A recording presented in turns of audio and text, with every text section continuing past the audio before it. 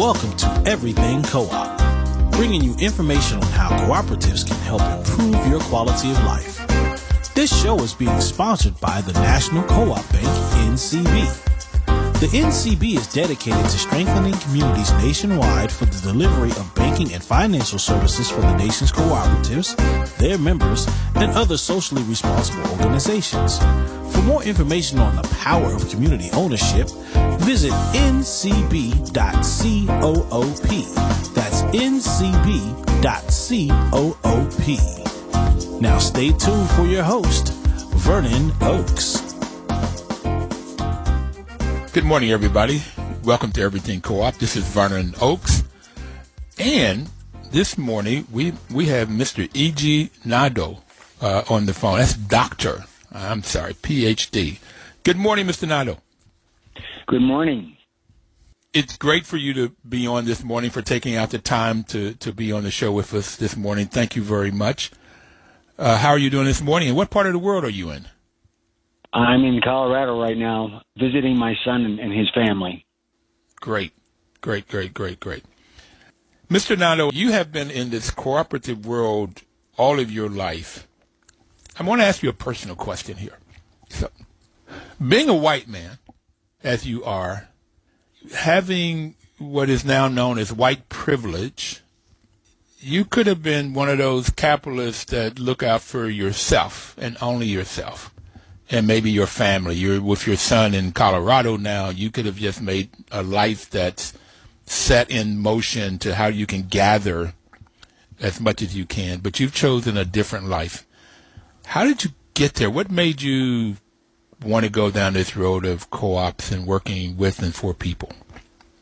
Well, that's a good question. Actually, my father was a doctor, and his father was a doctor, and I went to college thinking that I was going to be a doctor too.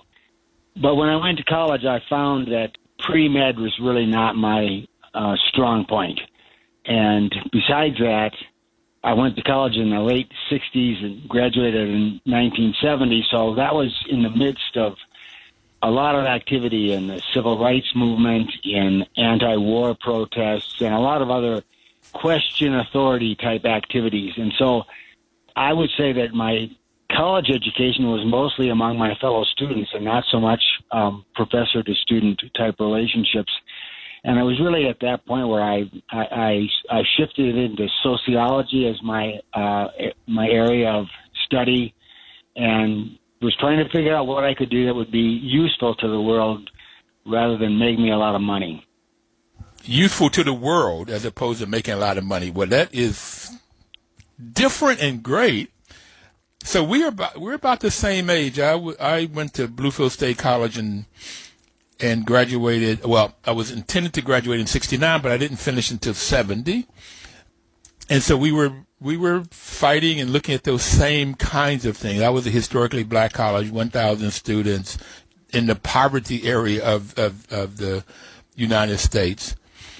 So trying to figure out whether I was going to protest the civil rights, whether I was going to go to Vietnam. I'd already been drafted and was given a 1Y to go to college.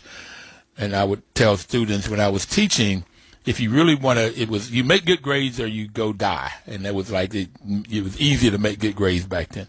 So you went from medicine to sociology. So how did you get into this co-op world, though? Well, right after college, I went into the Peace Corps and ended up going to Senegal, a rural community in Senegal, and had this kind of nebulous assignment to community development. You know, it's kind of broad-based, and it's not clear what the heck you're supposed to be doing when you're doing community development, but that was what I was supposed to be doing in the village that I was in. So, well, I guess just to stick with the co-op theme, one of the things that was going on in the village that I was in, it was a fishing village on the coast of Senegal, the Atlantic coast. And the fishermen in the village were very good at catching fish, but when it came to marketing them, they sold them to middlemen just kind of right off the boat, got pretty low prices, and then the middlemen took them up to the capital and to other cities in the country. And so even though I didn't know anything about co-ops at the time, I thought, geez, if they got together and marketed their own fish, rented trucks or whatever to get them to cities away from the village, they could make a lot more money for themselves. So that was my idea, but I didn't get very far with that idea. Being a foreigner who spoke very limited local language and being very young, in a lot of cultures, young people don't get paid a lot of attention to. It's the elders that are listened to.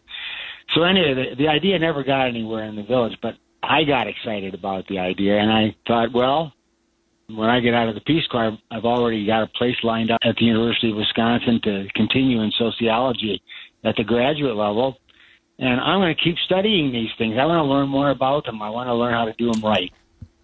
So your first sort of entry in trying to create a co-op, didn't know the name of it, but getting people to work together to solve a community issue, that was community development, that did not work for you. It did not pan out, but you learned from it, and it made you curious. That's right. So my career started with a failure. No, I thought total success because you got knowledge. Okay, that's total success. And it's also interesting is Senegal because I have it. Well, first off, that's where a lot of slaves came from West Africa and Senegal particularly. There's a house of slaves there right on that coastline. And I have it that blacks in those slave ships brought mutualism over here from West Africa. And that even in the slaves on the plantations, blacks would pool their resources and they create burial societies so that they could bury each other, or they pool their resources to buy somebody's freedom. And when they got out, they got a job and they helped to put more money in to buy somebody else's freedom. And, Dr. Jessica Gordon-Nimhart, in her book, she talks about the Underground Railroad was nothing but a cooperative. Wasn't called that either, but that's what it really was. So it's interesting that's your roots of learning about co-ops is in Senegal. Right. One of the things I should say is that there was an informal type of cooperation going on among the fishermen already in the village. They would fish out of these large canoes that they called pirogues, French, I guess, basically a French name for canoe. And maybe it would be 8 fishermen fishing out of the same boat using a large net. They even used Evinrude or Johnson motors that they attached to the canoes. So there was a modern, at the time, a modern technology involved in what they did. And it was a very cooperative effort to catch those fish in the first place. And then they split the money up that they made from their fishing equally among the members of the people on the boat, plus a share for the motor and a share for the boat. So whoever owned the boat and whoever owned the motor got extra shares for supplying that to the fishing. So that is a form of cooperation. Yes, absolutely. Everybody is working. Everybody's putting their effort in, their knowledge, their whatever resources they have, and then you split up those funds. Yep, that's absolutely a form of cooperation. So so I got you from the Peace Corps, undergrad in Harvard. I read magna cum laude, so you smart. Then you went into the Peace Corps. You got a taste of this. Now, where did you go from there? Well, as I said, I went to the University of Wisconsin in Madison in the sociology department, only to find that they didn't have any courses on co-ops in the sociology department. They only had one course in the whole university on cooperatives, and it was in the agricultural economics program. And so, I took that course, and then I made up my own major in co-ops when I was in graduate school. Well, that's interesting because the University of Wisconsin has so many classes now and so much research on co-ops. I would have thought in 71, 72, that they would have had classes back there. But agriculture is what got it going. Okay, so where did you got your doctorate in sociology? I did. I did my doctoral dissertation on farming co-ops in Zambia. So I ended up going back to Africa, a different country, and focused on a couple of farming co-ops for my dissertation. Wow. That's fantastic. Okay, so from Senegal back to the U.S., then to Zambia. So you got your doctorate, and where do we go from there? Well, floundering, I think, would be the next phase of my career. Still related to fishing, but trying to get a job that I thought was relevant to what I was interested in. So I spent about, 5 years or so out of college doing a variety of consulting, working for the state of Wisconsin, doing various things. And the breakthrough in my co-op career, I guess I could say, was I got a phone call from the head of the Wisconsin Federation of Co-ops, who invited me for an interview for a job that I didn't even know existed. And I went in and met with him, and he told me that they wanted to set up a cooperative development organization to provide assistance to people who wanted to form a co-op or to fix up a co-op that was in trouble or needed some additional help. And he said, we'll hire you to organize this co-op development assistance organization. We'll give you a year to do it. And if you do it, then you can run that organization. And if you don't, you got to go look for a job someplace else. Okay, that's motivator. Yeah. All right, so how long did you do that? 1 year or longer? Well, I did successfully organize the co-op entity. And then I spent pretty much the next 30 years working with it, partly as the executive director and partly as a co-op developer. And I did a few other things on the side as well. Okay. So it's fascinating that you, in the civil rights movement, Vietnam, which we both grew up in and questioned all of our values, you decided you wanted to do good in life. So you changed your major from medicine, which you weren't as good as perhaps your grandfather and father, and so you went to sociology. Then you took a job in the Peace Corps, which I had considered, by the way, and then you went to Senegal and you learned about cooperation, came back to the University of Wisconsin, got a doctorate in sociology, and made up your own courses, floundered for 5 years, and then somebody gave you a call. And you worked in that position for 30 years. You know, we're going to take our first break, and I'd really like to come back and talk about what you did after those 30 years. But I really wanted to hear about some of the development projects that you did, some of the and some of the things that you learned as you helped develop these projects. We'll be right back. Please don't touch that dial.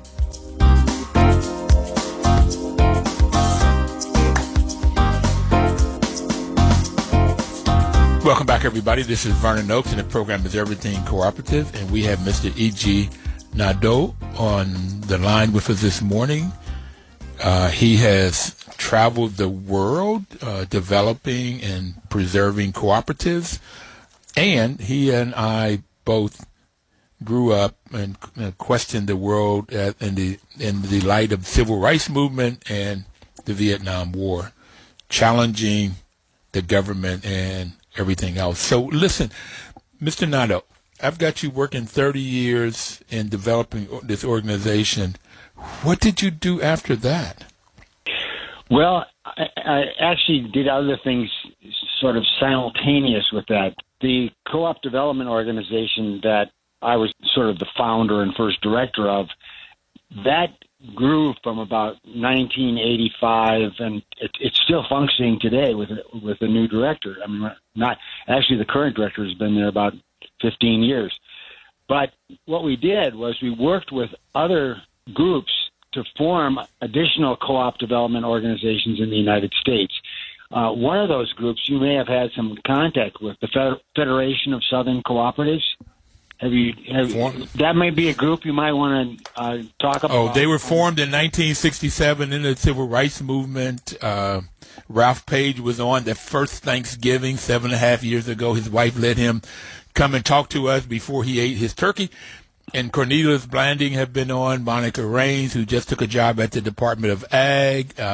Yes, I've been down to their annual meeting 3 times. I'm a life member of the organization. I love it so much and what they do in those 13 states for black farmers and cooperatives. Yes, I know that. Okay, I guess I'm preaching to the choir or something here, but so they're considered to be the first cooperative development organization in the U.S. That's my I didn't know that. Historical understanding. Yeah, and then we're often referred to as the second, the organization that I formed in Wisconsin. But then there began to develop other co-op development organizations with similar goals of establishing and preserving co-ops in the United States. And now there are something like 40 of them, very small beginnings, but they developed and expanded into a national group of organizations, and they even have a name. It's called Cooperation Works. So you can Google that and find this sort of a secondary organization that these 40 organizations are part of, including the Federation. And I will do that. Okay. Yeah. So part of my work was working in developing these other organizations and then working with them to develop this national presence, which we then used to get some funding out of the federal government, Rural Cooperative Development Program, which still exists. It's survived the Trump years, and hopefully it will now expand and do a lot more than it has been in the last few years. So part of my work was to provide, and the staff that I worked with, was to provide assistance to co-ops. One of the groups of co-ops that we worked with a lot was natural foods co-ops, which is kind of a movement that also grew up around late 60s, early 70s, and now there are well over 300 natural foods co-ops around the country. But they were kind of new at this co-op game, too, so they needed assistance in order to keep good books and do good marketing and, without abandoning their core missions of being community-based and selling quality, healthy foods and stuff. So that was an area that we emphasized. So between 1985 and 2000, pretty much all my work was devoted toward these domestic co-op development organizations and domestic co-ops. But then in 2000, I got the opportunity to do a consulting job for the National Co-op Business Association in Ghana. And I did that, and that led to about 25 more international consulting projects between 2000 and I think the last one I did was in 2017. Wow. So you went from the African coast, from Senegal to Zambia to Ghana. And I would love to tell you a story. I decided I wanted to be a Ghanaian when I met the king of the Ashanti tribe. And the Ashanti, the British could not beat them. The Ashantis kept beat off the British. And so they kept their own land, and the British took control over everything else. And so I said I'm Ghanaian, because I'm not a fierce fighter like they are. Okay. Yeah. I have not gotten there yet. I've been to Gambia and Sierra Leone, but I haven't gotten to Ghana yet. Yeah. Well, I had similar thoughts. I mean, I'm a white guy, but I kind of wanted to make Ghana my second home because I felt like it would be good to have a focus on a particular part of Africa to work in. That didn't work out very well. I mean, there's a story behind that, but I ended up doing work in a wide array of African and Asian countries mostly, and not focusing so much on Ghana. I did maybe 3 or 4 consulting projects in Ghana back in the early 2000s. So can you give us an example, the audience, of some of the projects you've worked on? Sure, I'd be happy to. Well, the first one that brought me there was doing a training program with a group of people that were supposedly cooperative developers, government employees in Ghana. And so I spent several days doing a training with about 100 Ghanaian cooperative developers. But what I found out along the way was that the government program for cooperative development was really not functioning very well, and most of these trainees that I was working with really didn't know anything about, or didn't know very much about cooperatives, and so it was kind of not a very satisfying experience doing that training. So that was one experience. A second one is the co-op law of Ghana actually was derived from a British co-op law that was originally established in India, like 50 years earlier or something. And it was a very paternalistic cooperative law in which the director of co-ops for the government could pretty much make or break any co-op on the country on a whim or for some political reason rather than something that would benefit the co-op. So I worked with several other people, and we went around the country, did large focus groups with co-op members, asking them what we could do to improve the co-op law of the country. And we got an excellent response from these local folks who were in co-ops. But when it came to trying to influence the Ghanaian government, we didn't get anywhere at all. When I wrote this book that we're referring to right now, I looked up the current Ghanaian law on cooperatives. It's the same one that pre-existed independence in Ghana when it was still called the Gold Coast. So that was a frustrating experience. And so I decided, I'm beating my head against the wall here, and I can't make Ghana my second home. I've got to work in more areas than that. So give us a couple examples, if you would, of projects. Let's take one before the break of a project that was successful. I'm thinking about a co-op. Okay. Just real quickly, I'll pick the country of Niger, which is just north of Nigeria and partly in the Sahara Desert. It's one of the poorest countries in the world. But I was an evaluator of a co-op development project there that was extremely successful. It involved disseminating. This may take more time than we have before break, so cut me off when you have to. But there's a tree called moringa tree, and it produces a very nutritious leaf and tastes sort of like spinach, and people use it as a condiment on their foods. And there was a nationwide effort which was fostered by the National Co-op Business Association to get this tree planted and used for food as widely as possible in Niger. And it was very exciting to evaluate this project because it was a very successful project and had gotten. I'll continue after the break. So we're going to thank you, sir. We're going to take our next break. We're going to come back. I want to hear more about this moringa tree in Niger and how this works cooperatively. And everybody out there, please do not touch that dial. We'll be right back.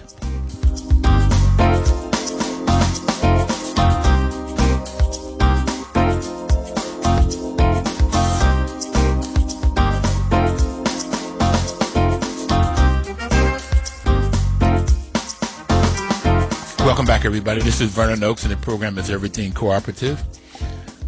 I've had Dr. Jessica Gurdon-Emhart on this show about 4 times, and she has talked about that every civil rights leader that you can think of has had the cooperative model as a part of a solution to the problems of African Americans, whether it's Frederick Douglass or W.E.B. Du Bois, Fannie Lou Hamer, Mary McLeod Bethune, Martin Luther King, Baynard Rustin, Thurgood Marshall, A. Philip Randolph, Harry Belafonte, Ella Joe Baker, and on and on and on. And she had said, Mr. Nadeau, Professor Nadeau, Dr. Nadeau, she had said that when she started writing this book, Collective Courage, it took her 15 years to gather data she was told that co-ops were only for tofu-eating hippies, white tofu-eating hippies, and it wasn't for black folk. So what I've got from you today is I got from her that all of these civil rights movement folk were into co-ops, and it just wasn't written about and wasn't known. You've gone to Senegal, Zambia, Ghana, and before the break, we were talking about Niger, right out from Nigeria, and these co-ops are all around. So I want you to continue to tell us about the moringa tree, but in the context that these co-ops are very much in the ethos, in our DNA of Africans and African Americans, which most of us don't know about. Please continue telling us the story. Okay, I don't want to dwell too much on that one project, but it was probably one of the most exciting ones that I did because of the level of success. You know, they took this tree that that already existed in the country. It was hybridized to produce a larger, more nutritious leaf, and then these trees were disseminated across the country and made a significant improvement in the quality of food and the quality of nutrition in the country. During the break, one of your staff members mentioned moringa powder, which you can actually buy in the United States, and it's a powder that's made out of the leaf of the moringa tree, and it does have good nutritious properties to it. And so one of the things that they did in Niger was powder it, like we were talking about, and give it to babies. So it would serve as a supplement, a healthy supplement to mother's milk or the Nestle's milk or whatever kind of milk they had access to.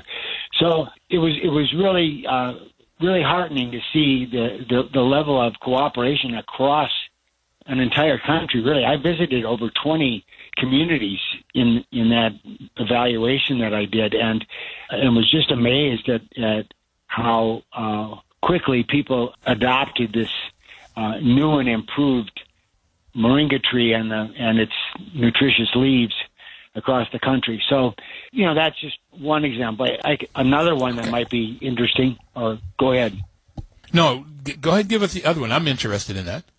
Okay, the other one was in Mozambique. There's been some trouble recently in Mozambique in terms of an Al-Qaeda affiliate, but that's affecting a very, very small part of the country. But I evaluated a project in Mozambique that was growing soybeans, but they were what they call non-GMO soybeans, which are not genetically modified soybeans, which are the vast majority of soybeans we eat in the United States.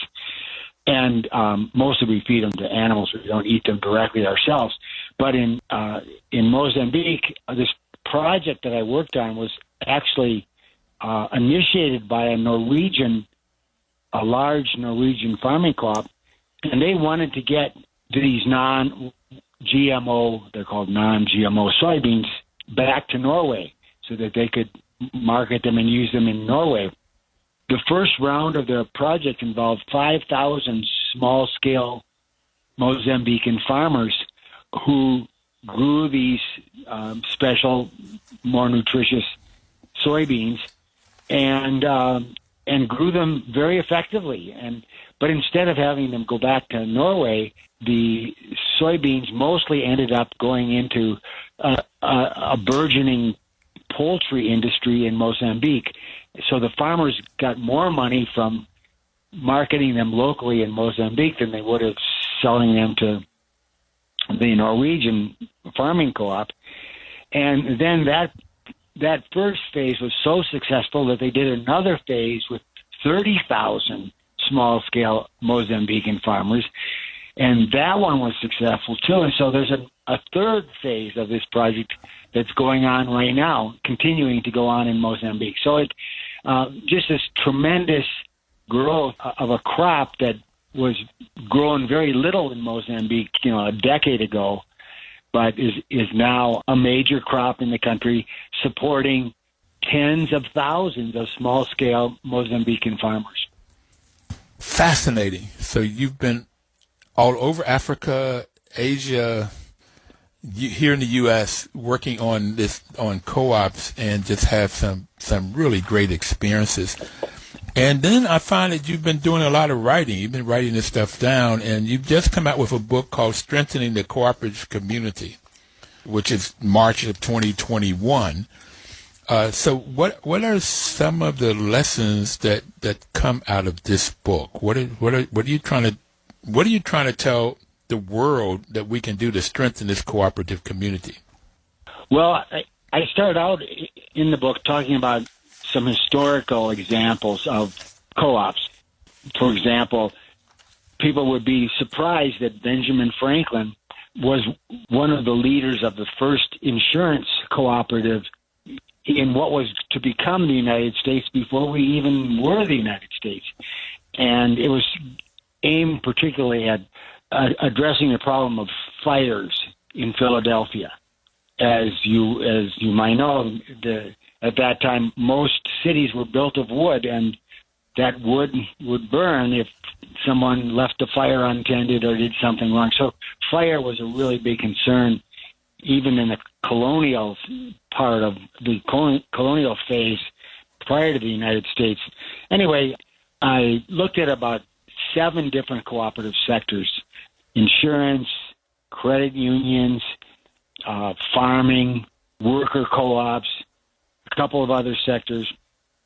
And from each of these experiences with these different types of cooperatives, I extracted lessons learned from both the failures and the successes in the formation of these different sectors.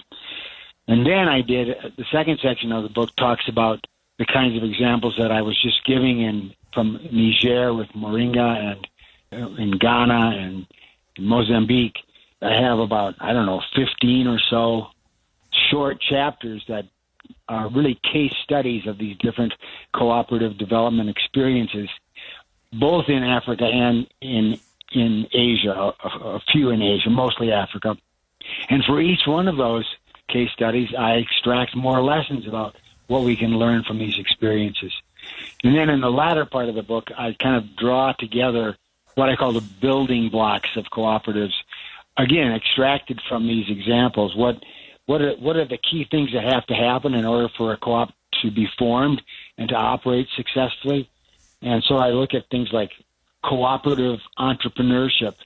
So instead of an entrepreneur starting a business to make a lot of money for himself, cooperative entrepreneur, or actually a group of people working as cooperative entrepreneurs, establish a cooperative business to benefit a community or group of people. So you need to have this, what I call cooperative entrepreneurship. You need good co-op research. As you know, as a guy who's got a business degree, you do a lot better with your business if you have a good business plan at the beginning, rather than just kind of start out thinking you're going to have the best business in town just because you have this inspiration to be a good business person. So co-op research, talk about co-op education, co-op laws, co-op finance, co-op development organizations, like the one I worked on when I first got involved in domestic co-ops in the U.S. And then another big theme is cooperation among cooperatives. That's an important principle that cooperatives are supposed to live by. Instead of the competitive, often cutthroat kind of competition that occurs among a lot of for-profit businesses, the model for co-ops is to cooperate with one another rather than to try to push you into the ground. Yeah. Anyway, that's the section on the building blocks of co-ops. That's the third major section of the book. And then the fourth section is talking about opportunities for cooperative growth in this current decade, 2021 to 2030 and beyond.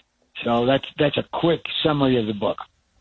Okay, so for everybody out there, if you've listened to this program, you know that I'll talk about the values of co-ops and the cooperative principles, and I like the ethical values of honesty, openness, social responsibility, and caring for others. I like to call it caring for one another, which is a golden rule.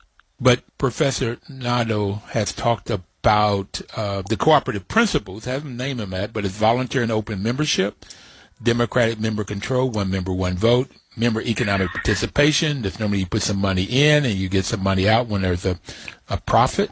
And throughout the world, he's talked about that. Autonomy and independence, he had talked about Ghana, where the government had a lot of control, and we've had other people on the program that have talked about, in particular Africa, that they've getting away from that, but it's getting to laws where the co-op has to have that autonomy. They have to own and control it. And then the fifth principle, which is one of the first reasons I like co-ops when I learned about them, was education, training, and information, constantly giving out information and training to everybody. And the sixth principle is cooperation among co-ops, and that's what Dr. Nadeau had just talked about. And the seventh principle is concern for the community. And a gentleman from Senegal said to me, Papa Sin, the first month we were on the program, that co-ops are to solve community problems. If there's no community problems, there's no need for co-ops. So that seventh one was critical for him. Sir, we're going to take our final break. I like that you laid out the book. I'd like to come back and talk a little bit about that third chapter, the building blocks, but mainly I want to talk about that fourth chapter. I have it that we have 6 pandemics we're dealing with. Coronavirus, particularly here in America, but all over the world. We have racism. We have a poor economy. The inequalities have happened since the beginning of our time. Then we have COVID, racism, poor economy. We have climate change, and we have these people killing each other with guns. Or 5, and then the sixth one I call stupidity. That stupidity isn't from stupid people. Too often it's from people trying to get more money, and it's a greed thing, but they do stupid stuff for our economy. So I want to come back and really talk about, after this last and final break, what are some of the solutions that you see when you talk about strengthening the cooperative movement, that how the co-ops can help to solve these kinds of pandemics? Okay? We'll be right back. Don't touch that dial.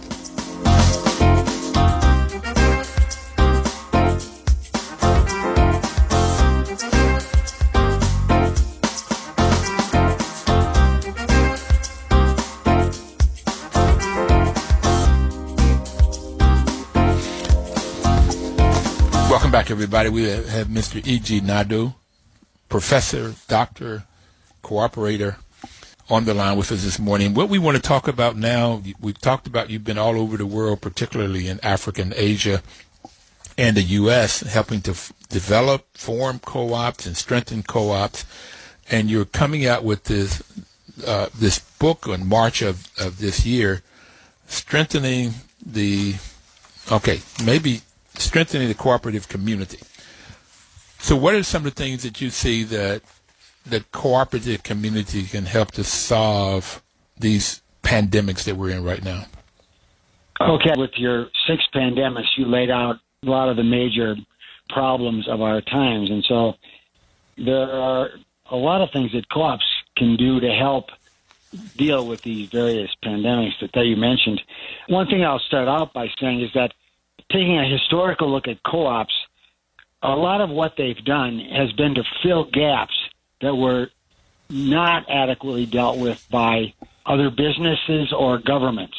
So, for example, the rural parts of the United States back in the early 1930s were virtually totally without electricity, whereas the urban parts did have electricity. The major reason for that was that electricity was provided by private companies who were trying to make a profit off of the distribution of electricity. And if you're in a rural area, it's much more expensive to provide electricity because of the amount of wires and the distance between houses and buildings.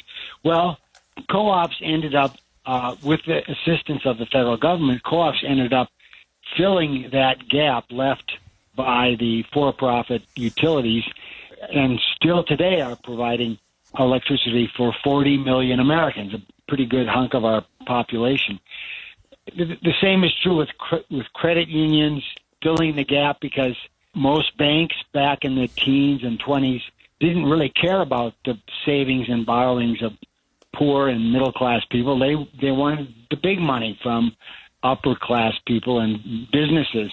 So the credit union movement filled the gap by creating thousands, literally thousands of credit unions from the 1920s to the 1960s. We are now serving something like 110 million people in the United States are members of credit unions. So there's this tendency to think about co-ops as gap fillers. And one of the things I stress in the book is that we can do a lot more than filling gaps. We can be entrepreneurial, and we as co-op members and co-op organizers can take the lead in terms of the types of development that benefit people. You mentioned inequality as one of the issues that sort of can be talked about as a pandemic. Well, those two examples I just gave with electricity and money are good examples of co-ops addressing problems of inequality. But we can be doing that on a much larger scale and on a worldwide scale. Just a quick example, solar energy.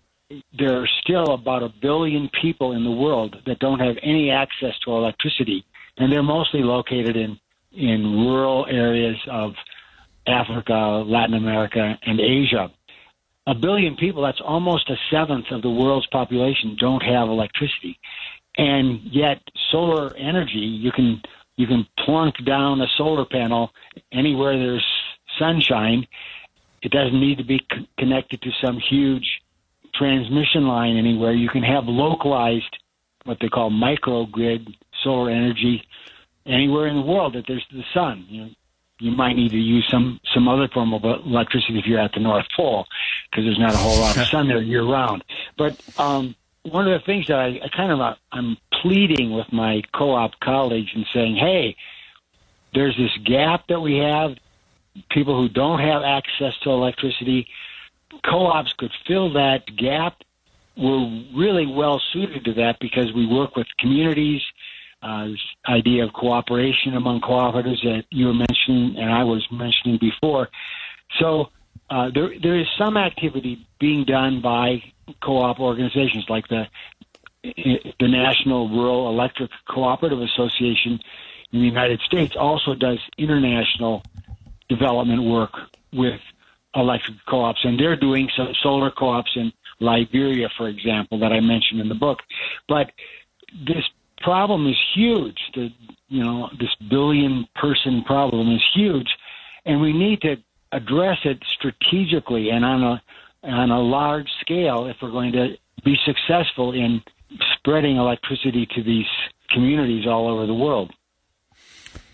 So first I want to stop here and say to everybody out there, if you want to get a copy of the book, Strengthening the Cooperative Community, you can go to Amazon. It costs $10. It's inexpensive. I was just looking while you were talking. It can be delivered to me by Monday. Today is Thursday. I can get it by Monday.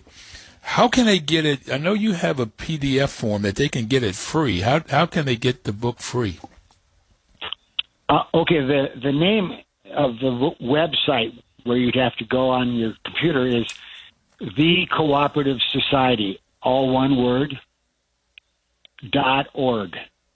So thecooperativesociety.org. You put that into your search engine and you come up with the website that I have, and then you can click on the part that says get a free PDF file of the book, and then you can download the book that simply as a PDF file. But why would you do that? You're giving it away free. Yeah, well, I'm not in this for the money right now.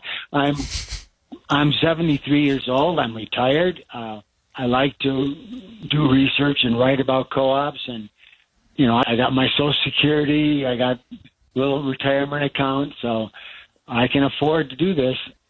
So, but if you want to buy it, that's great too. I will get a few little royalties. Not only can you buy it through Amazon, but you can order it through your local bookstore. And I recommend the latter over the former. It's maybe not as convenient for you, but you should be able to go to any local bookstore, and they have a database of books that they can order, and this book is part of their database. And somebody had told me of an app that you can go for local book, and I don't remember it. I will find out how to order it from my local bookstore. I was just getting ready to hit the button to order because I want the paperback copy so I can read it and underline it and stuff, as opposed to printing out the 172 pages. And I would like for you to get whatever little royalty there might be. But I really appreciate the cooperative spirit of what's best for the community, what's best for people, how you get this knowledge out and then use it. Can you give us, we don't have much time left, 3-4 minutes left, but can you give us some examples of what you recommend people to do to strengthen the cooperative community? Well, in the book, I made 16 recommendations, which we can't really address in 4 minutes, but these recommendations are kind of aimed at people who are already involved in the co-op movement. And just to give a quick example, there is a center for entrepreneurship within the co-op community, but it's more of a research center than an entrepreneurial development center. And so I recommend that they do more work in doing innovative business planning for co-ops. So, for example, that solar co-op idea that I was talking before, a center like that, or a number of centers around the world like that, could take an idea and turn it into a business model that could then be applied and create many more co-ops of that kind that were successful because they're based on good business planning. So solar or broadband and a lot of the those rural electric co-ops are in that world, but getting some kind of model down, I like that, so that they can use it. So in the last minute or so, what message would you like to leave people with?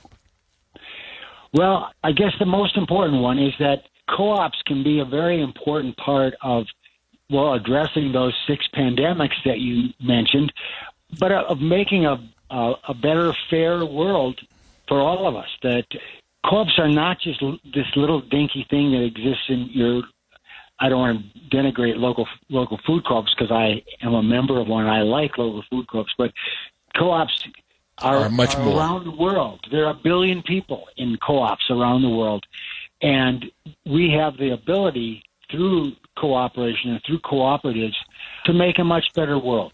That's probably my summary statement. So I have it. If anybody wanted to get a hold of you, Dr. Nadeau, is there a way that people could email you or go to your webpage to get you? Yes, the webpage that thecooperativeSociety.org. You can find out more about me and about what other things that are on that website, including how to get a hold of me. It says contact, email EG. Thank you, sir, so very much for being on and taking the time. I really appreciate you. I haven't read all of the book, but I am going to. I love it. I love the way you write. So everybody out there, please have a wonderful week. We'll see you next Thursday. Live cooperatively.